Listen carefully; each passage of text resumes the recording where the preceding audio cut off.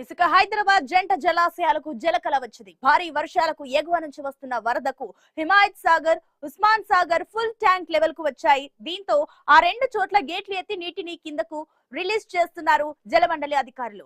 Rajendra Nagar MLA Prakash Goud ప్రత్యేక పూజలు చేసి గేట్లు ఎత్తారు. హిమాయత్ సాగర్ లో ఒక గేటు, ఉస్మాన్ సాగర్ లో రెండు గేట్లు 2 అడుగుల మేర పైకి ఎత్తి నీటిని విడుదల చేస్తున్నారు. దీంతో లోతట్టు ప్రాంతాల్లోని ప్రజలను అప్రమత్తం చేశారు అధికారులు.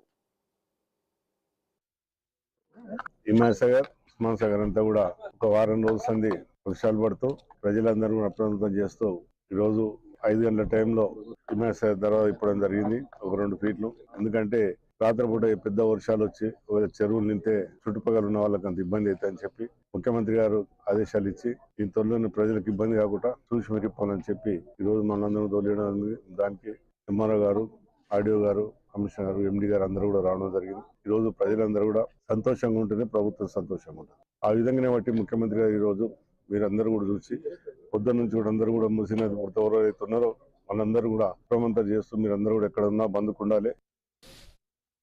రైట్, ఇక హైదరాబాద్ లోని జంట జలాశయాలకు సంబంధించిన మరిన్ని డీటెయిల్స్ మా బ్యూరో చీఫ్ రాజు అందిస్తారు. Yes Raju, over to you.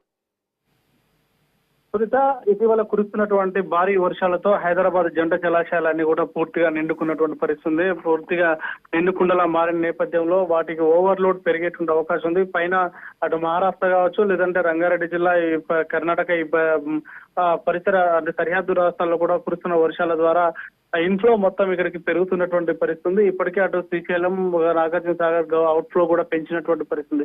So అదే ప్రభావం ఇక్కడ కూడా పడే అవకాశం ఉందని చెప్పేసి, అదే కనుక జరిగితే హైదరాబాద్ నగరం మూసీ పరివాహక ప్రాంతం అంతా కూడా ముంపుకు గురయ్యే అవకాశం ఉంది. కాబట్టి ముందస్తు జాగ్రత్తగా ఇప్పటికే ఆ ప్రాంతాలను కూడా ఖాళీ చేశారు. కొద్దిసేపటి క్రితం రాజేంద్ర నగర్ శాసనసభ్యుడు ప్రకాష్ గౌడ్ చేత పూజ చేయించి ప్రత్యేక పూజలు చేసి కొబ్బరికాయలు కొట్టి 2 గేట్లు హిమాయత్ సాగర్ ఎత్తడం జరిగింది. హిమాయత్ సాగర్, ఉస్మాన్ సాగర్ 2 కూడా పూర్తిగా నిండిపోయినటువంటి పరిస్థితి.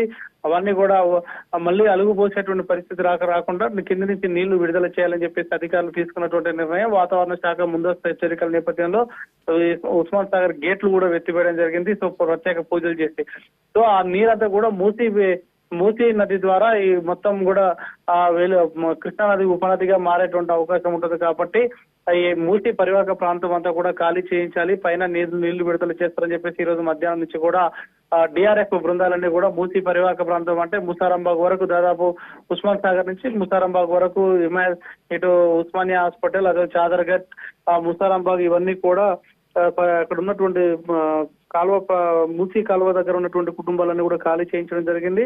ఎటువంటి అవాంఛనీయ సంఘటనలు కానీ ప్రాణ నష్టంగా జరగకుండా ముందస్తు చర్యలు తీసుకోవడం జరిగింది. సో హిమాయత్ సాగర్, ఉస్మాన్ సాగర్ 2 కూడా పూర్తిగా నిండిపోయిన నేపథ్యంలో రానున్నటువంటి రోజుల్లో కురిసేటువంటి వర్షాల దృష్టిలో పెట్టుకుని వాటిని స్టోరేజ్ కెపాసిటీ దాటకుండా చూసుకోవాల్సినటువంటి జాగ్రత్తలు భాగంగా ఇప్పుడు నీటిని విడుదల చేయడం జరిగింది. Sunitha. Right Raju, thank you.